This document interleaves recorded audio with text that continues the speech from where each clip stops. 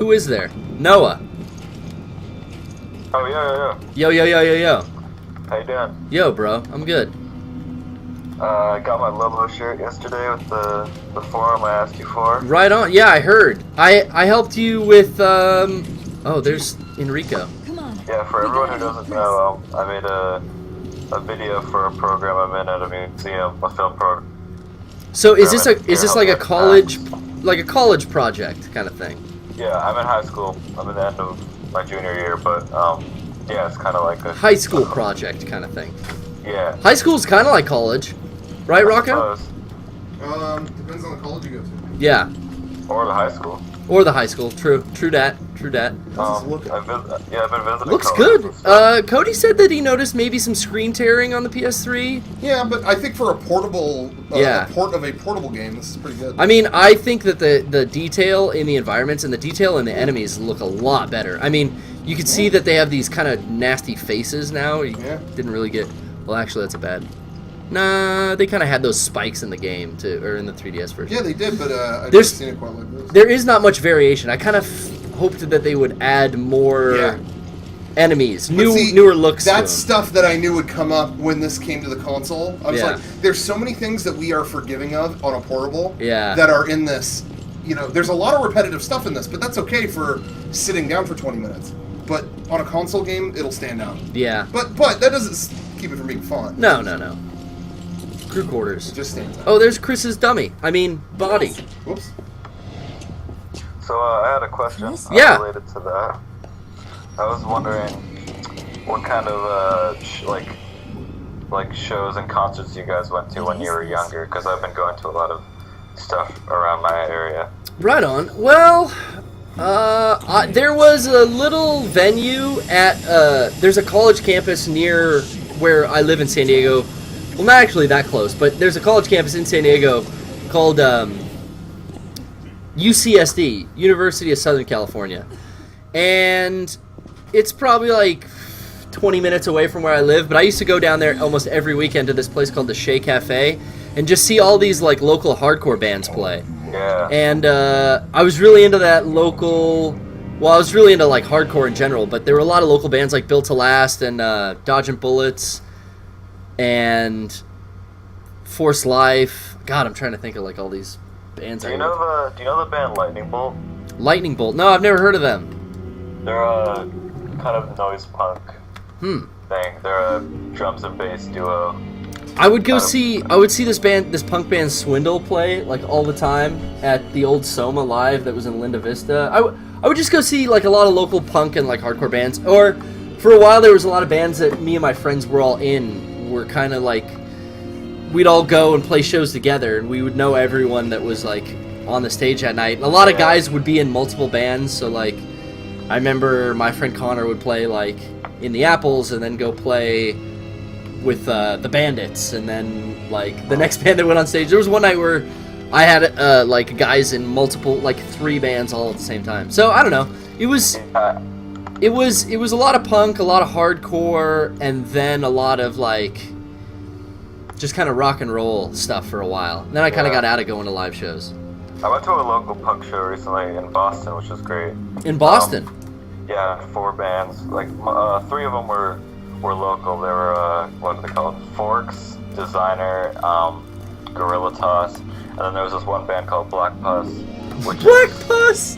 Yeah, I know. It's great. The drummer from Lightning Bolt. He does solo stuff, but it was in this place called the Democracy Center. There's no stage. It's kind of like a house almost. Oh, I like shows like that. Little tiny DIY venues are the best for punk shows, man. And, yeah, it's really cool too because you can just talk to everyone after. It's not like a concert.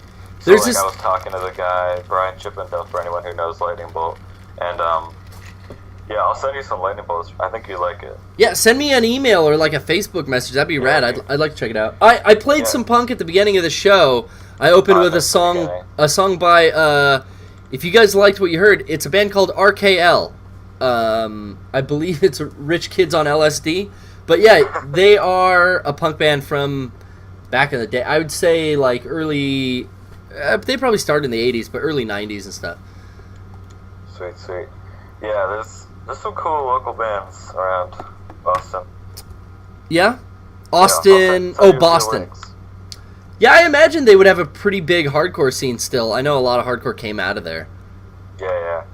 I mean, like, Black Puss, as funny as that name is. Black Puss. This one guy, he wears, like, he puts on this weird masks that he makes, and he has a contact microphone in his mask. And what he does is he loops his voice. Oh, that's to rad. make sort of a bass track, and then he does crazy drums to it. See, I like interesting, kind of original, stuff like that, where someone is using some technology that they've kind of like made or like hacked together. Contact mics. Yeah, that's awesome. Yeah. And there's always something to be said for having a flair for theatrics. I think that's what, as we've seen, like has made Kiss and like Alice Cooper and David Bowie and stuff like that, like so popular. But when done right, like maybe those guys that I just said, or like there was local bands even that just had a flair for the theatrical that wasn't too over the top, like they were trying too hard. That I think that can always do well. Yeah. So of course there's update data. So we're downloading the Metal Gear update data. Yeah, it's all about the performance. I agree, because there's this one time where me and a bunch of other people got pushed onto his drum set. And he kind of stopped for a second, and out of his like echoey voice, he was like, "Oh, you okay? You okay? You okay?" And we like gave him a thumbs up, and he looks at us with his mask on, and goes, kind of nods, and goes right back into. That's cool. Yeah. So this band is 2 dudes. Well, that's Lightning Bolt. That's Lightning Bolt. Black Puss is 1 dude. It's the drummer from Lightning Bolt. And he plays the drums with a mask on that he can like sing and do beats and stuff into, and play the drums. Yeah. There's no string instruments, no guitars or bass or anything? Not in Black Puss. In Lightning Bolt, there is a bass. And I like a good deep bass. Great performers. I used to play bass for a couple bands, and then my bass amp and cabinet has just been like sitting in my living room. We would hook it up to a vocal mic when we'd play Rock Band all the time, but I needed a subwoofer in my room, so I rigged it up to my home theater setup that I have in there, and now I have like the deepest, loudest bass cabinet in my tiny bedroom, and I just crank that shit like whenever I'm listening to music. It's so fucking bass heavy. That's great. Yeah. I don't know why. I've always been. I always like a lot of deep tones in music. Hey, I was gonna feel that way. That's always been so important to me. Is having good. My every car I've always had that my like subwoofer and my amplifier and my like aftermarket deck. Like that's always been something I've been into. Yeah. I was gonna say I saw the Postal Service in Vegas. Yeah. At the Cosmopolitan, which is a new hotel, and they've got a venue upstairs called the Chelsea Room or something like that. The Chelsea. It is a brand new venue. It has the best acoustics, best sound system I had ever heard. Really? At any venue. You recommend going there? Everyone was telling me when I went there, when I was going. And there were, I was in the crowd, and the Chelsea Room. There were old musician dudes around me. Yeah, this place has got the most state-of-the-art sound system. I heard it's fucking unbelievable. Let's see what happens. The first band goes up. The bass was so fucking low and on that band that any bass whatsoever was boom, boom, you felt it in your chest. Yeah. It was like your chest cavity was rattled. It too much? I thought it was perfect. Yeah, I love that. More might have been okay, stop, but it was like you felt it. And the sound guys around me, after every song, you couldn't hear anything because the music was so loud. And then when the song would die down, damn, they're fucking up. What are they doing? The sound guy's hearing something we ain't hearing. Oh, they weren't into it? Then they would play another song. I'm going to lose my fucking ears. I'm a musician. I can't risk this shit. Oh, they said it was too loud. Hold on. And so the bass, they were like, this bass is punching a hole in my fucking eardrum. Hold on. We'll come back for the Postal Service. They'll fix this shit. And they left. Postal Service, there's a lot of bass in their songs. They are mellow songs, but they go low. Yeah. And when they came out, it was, yeah, Postal Service. And then all the guys came back. Oh, cool.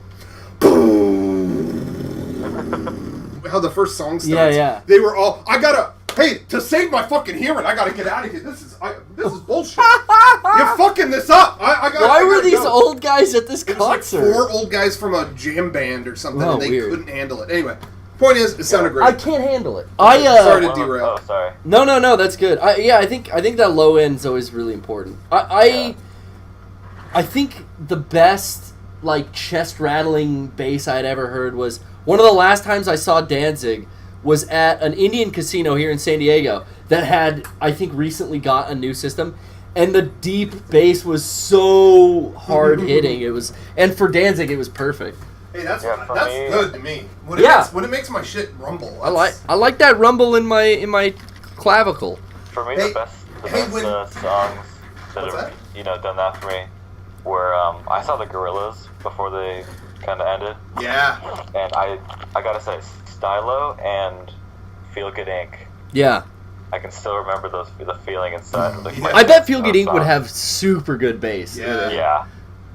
You saw one of those endings too. Yeah, and it was pretty good. Yeah, I saw them in San Diego, and it sounded pretty damn good. Sports Arena, though, is kind of shitty for sound. It was Cox Arena. It was Cox? Okay. Yeah, it was pretty good. That's good. But Postal Service was great, and I was going to say, when Ridley Scott made Alien, that was the first thing that he did when it was time to finalize the movie in post-production. Yeah. He cranked that bass up because he wanted that ship to just... blow you out. He's like, that's how you should experience a movie. A ship that big should make your chest vibrate and like whatever. He's like, it should. And then he played it and everyone left. And so he's like, I must have to turn it down then. That sucks. And they were all like, no, we just all had to shit. Oh! It had that effect. It did the brown sound. Yeah, so there you go. Sick. Well, yeah, I'll send you a few links to Lightning Bolt. Yeah, link me to that Bolt, bro. I'll send you the link to my movie, too, after the screening this Friday. You have a screening this Friday? Yeah. That's... Anyone in the Boston area, come to the ICA. You'll know. So, I did high school, like, video projects, but they never got a screening. That's pretty rad. Well, this is like an out-of-school thing. Oh, okay. So, we're going to submit to festivals and whatnot. And actually, I made a project in school a few years ago. I made it out of Super 8, And my teacher from that helped me submit it to festivals and stuff. I go to an arts high school. Dude, just like Tupac. Yeah, just like Tupac. You and Tupac got the same things in common. Well, dude, thanks for calling in, and I'm going to play you out with another RKL track while this loads up, and we're going to take a quick commercial break while we're at it. Sound good to you? All right. Yeah. All right, thanks, Noah.